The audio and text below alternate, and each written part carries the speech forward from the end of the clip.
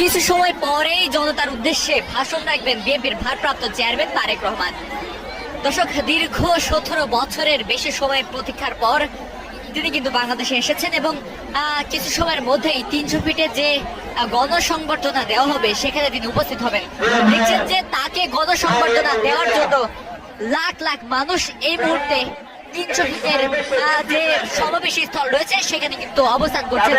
আমরা দেখেছি গত কয়েকদিন যাবতীয় সারা বাংলাদেশের বিভিন্ন জায়গা, বিভিন্ন জেলা, বিভিন্ন উপজেলা থেকে নেতা পর্যায় থেকে শুরু করে যে সকল সাধারণ মানুষ রয়েছেন তারাও কিন্তু ঢাকার উদ্দেশ্যে এসেছেন বিএনপির ভারপ্রাপ্ত চেয়ারম্যান তারেক রহমানকে গণসংবর্ধনা দেওয়ার জন্য।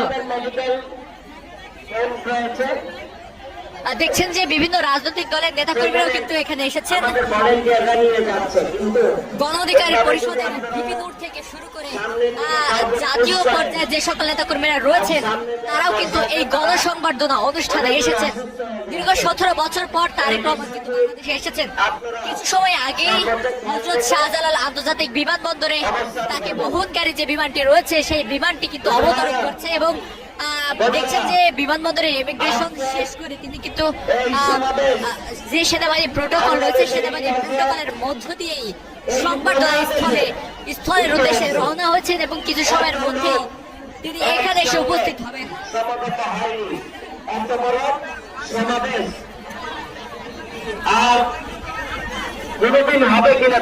যদি একটু দেখানোর চেষ্টা করি, বাংলাদেশ থেকে সারা বাংলাদেশের বিভিন্ন অঞ্চল, বিভিন্ন জেলা উপজেলা থেকে লক্ষ লক্ষ মানুষ কিন্তু জমায়েত হয়েছেন এই সমাবেশ স্থলে।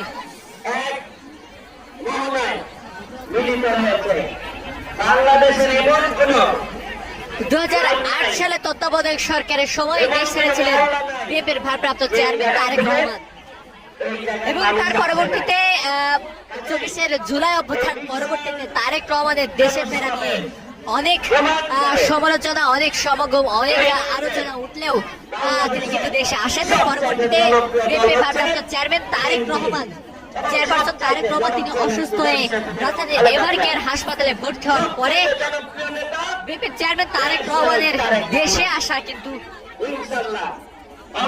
নিয়ে বিভিন্ন অঙ্গনে, রাজনৈতিক অঙ্গনে নতুন করে গুঞ্জন শুরু হয়েছিল এবং দেখছেন যে আজ ঘোষণা দিয়েছিল বিএনপির মিডিয়া সেল থেকে, কিন্তু বলা হয়েছিল যে বিএনপির ভারপ্রাপ্ত চেয়ারম্যান তারেক রহমান 25 ডিসেম্বর বাংলাদেশে আসবেন। দেখছেন যে 25 ডিসেম্বর বিএনপির ভারপ্রাপ্ত চেয়ারম্যান বাংলাদেশে এসেছেন এবং বিমানবন্দর থেকে যদি একটু দেখানোর চেষ্টা করি, দেখছেন যে বিমানবন্দরের ভিআইপি প্রোটোকলের মাধ্যমে তিনি কিন্তু এসেছেন। এই মুহূর্তে দেখছেন যে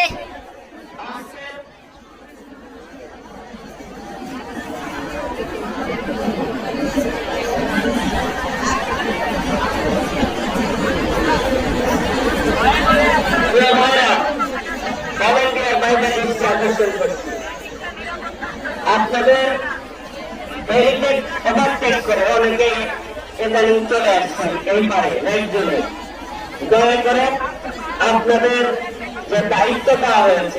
দর্শক, কিছু সময় পরে বিএনপির ভারপ্রাপ্ত চেয়ারম্যান তারেক রহমান সংবর্ধনা স্থলে এসে উপস্থিত হবেন এবং জাতির উদ্দেশ্যে তিনি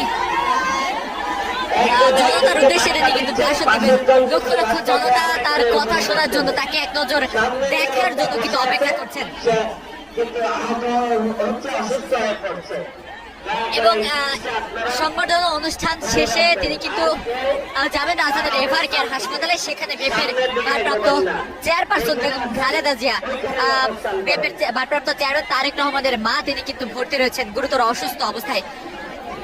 সেখানে তিনি কিন্তু তার মায়ের সাথে দেখা করবেন। পরবর্তীতে দেখা শেষে তিনি কিন্তু যাবেন তার যে বাসভবন রয়েছে ফিরোজা, শেখ গুলশানের বাসভবন ফিরোজায় তিনি অবস্থান করবেন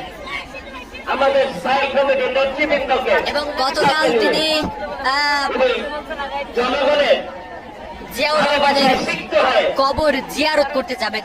দর্শক, আমরা দেখছি যে এখানে উপস্থিত যে সকল ইচ্ছুক জনতা রয়েছে সেই জনতা কিন্তু কিছু সময় পরপরই অসুস্থ হয়ে পড়ছেন এবং অসুস্থ হওয়ার পরে বিএনপি পক্ষ থেকে যে মেডিকেল সার্ভিস দেওয়া হচ্ছে সেই মেডিকেল টিমের কাছে কিন্তু নিয়ে যাওয়া হচ্ছে এবং আইন শৃঙ্খলা বাহিনীর কথা যদি একটু বলি, অতিরিক্ত আইন শৃঙ্খলা বাহিনী কিন্তু মোতায়েন করা হচ্ছে এবং সিএসএফ, এসএসএফ এবং সেনাবাহিনীর যে প্রোটোকল, সেই প্রোটোকলে কিন্তু বেষ্টিত রয়েছে সমাবেশিত 300 ফিটের এই স্টেজেই জনসংবর্ধনা দেওয়া হবে বিএনপির ভারপ্রাপ্ত চেয়ারম্যান তারেক রহমানকে।